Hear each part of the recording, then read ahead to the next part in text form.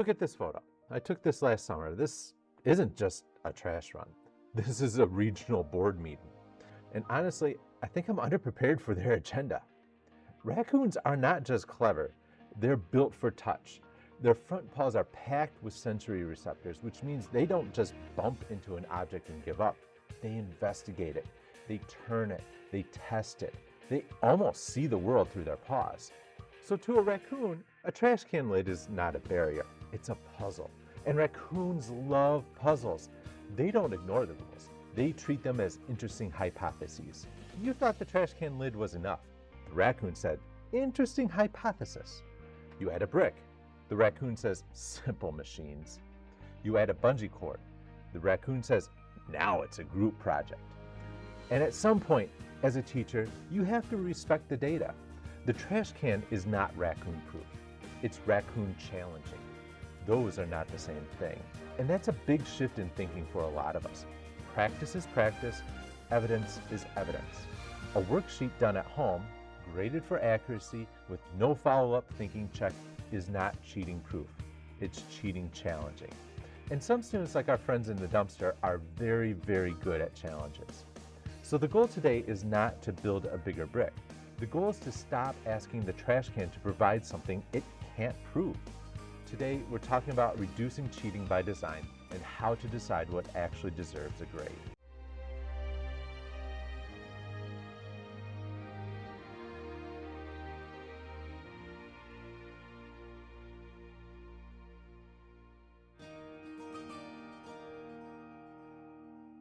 Welcome back to Science Weise. I'm Peter Wise. I've been teaching for over 20 years, mostly high school science, but this podcast is for secondary teachers across subjects.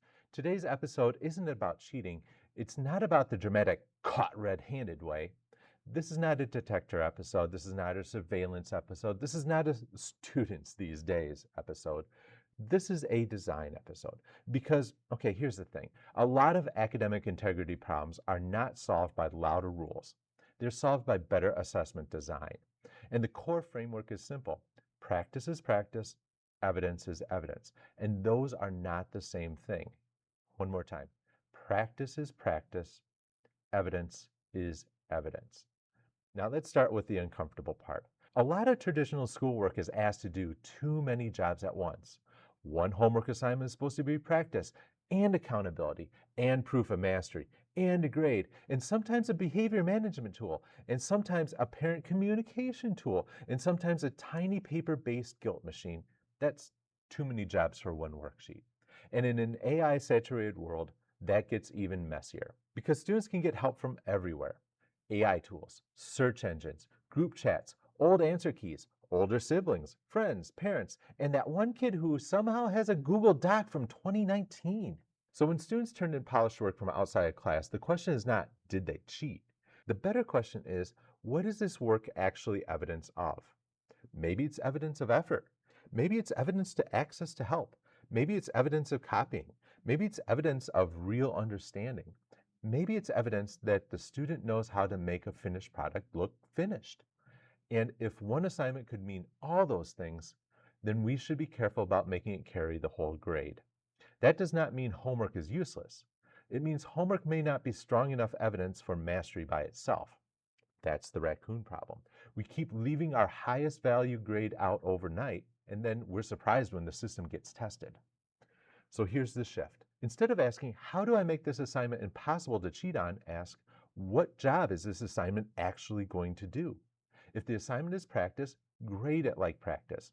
Check for completion. Check for the attempt. Check for corrections. Check for one reflection. Check for the questions students bring back to class. But if the assignment is evidence of learning, then we need something stronger. Evidence of learning should be visible enough that we can trust it. Not perfect, not impossible to fake, just stronger than a single finished product. That might mean an in-class anchor sample. It might mean a short transfer check. It might mean a micro-conference. It might mean a process artifact, like a note, a decision log, raw data, annotation, or an error analysis. It might mean a quick oral explanation. This is the Swiss cheese idea from earlier in the series. No one layer is perfect. Every layer has holes, but if you stack a few small layers, the weaknesses do not all line up. And that matters because we're not trying to AI-proof school. That's the losing game, and also probably a miserable one. We're trying to make learning visible. That's the job. The first classroom move is the practice to transfer swap. This is the easiest place to start. Take an assignment students usually do outside of class. Maybe it's a problem set, a reading response, a set of annotations, a study guide, or a lab prep sheet. Keep it. Don't throw away. Just change its job. The at-home work becomes practice. It's worth completion, preparation, or reflection. Then the next day, students do a short in-class transfer check. Same skill, new version. In chemistry, this might be 10 stoichiometry problems for practice. Students complete them at home, but instead of grading all 10 for accuracy, you just check that the students attempted the setup, used units, and circle the step where they were the least confident. Then, in class, they get one new reaction. Not the same problem, same idea, new situation. And the prompt is not just solve it, it's solve it and explain why you converted grams to moles before using the mole ratio. That one sentence matters because now we're not just checking whether the answer landed in the right place, we're checking whether the student understands the route. And here's what I would say to the students. The homework is your reps, the in-class check is where you show me what the reps built. Or, I'm not grading on the practice, I'm looking for effort, correction, and what you learned from it. Or you may get help on the practice, but you need to be able to do the transfer move yourself. What the students do is pretty simple. They complete the practice, they mark the confusion, they come to class ready to try a new version, then they explain one part of their thinking. What I'm looking for is also simple. Can they apply the same idea when the surface changes? Can they choose a method? Can they explain why this method fits? If this goes sideways, and it might at first, the fix is not to make the transfer check huge. Keep it small, 5 to 8 minutes, 1 or 2 questions, one explanation sentence. Remember, we're not building a bigger brick. We're changing what counts as evidence. Now, let's move outside of science for a minute. Here's an example from ELA.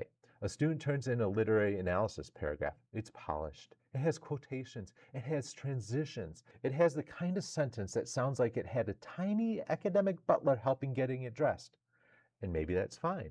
Polished is not bad. But polish is not the same thing as interpretation. So the teacher adds a micro defense. The student highlights one sentence where they connect evidence to interpretation. Then they answer 2 quick questions in class. What does this quotation show that's not directly stated? And what revision did you make to make your reasoning clear? That's it. This is not a courtroom scene. Nobody's slamming a folder on the desk. There's no dramatic music. It's just a quick check for ownership.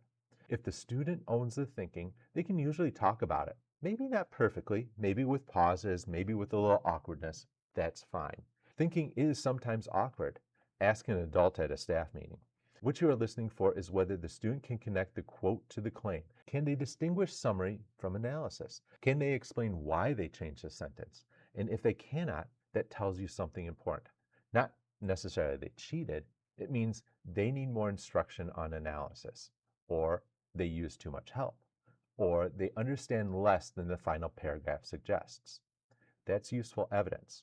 And notice the tone. You can say, I'm not asking this because I assume you cheated. I'm asking because explaining your thinking is part of the evidence.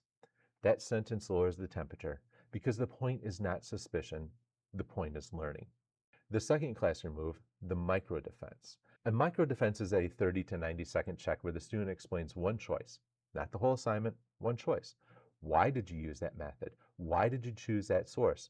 What mistake did you avoid? Where would this answer fail? What changed from your first attempt to your revision? This works because the finished product can hide the thinking. The micro defense pulls back the curtain just enough. And here's where it gets weird. Sometimes the best integrity move is not more technology, it's a conversation. Short, focused, human. Research and practitioner guidance right now is pretty consistent on one thing. Automatic detection is not strong enough to carry the whole integrity system. Sources are down in the doobly-doo, but the practical takeaway is this. Use conversations and design, not just detection and suspicion. So, what does this look like tomorrow?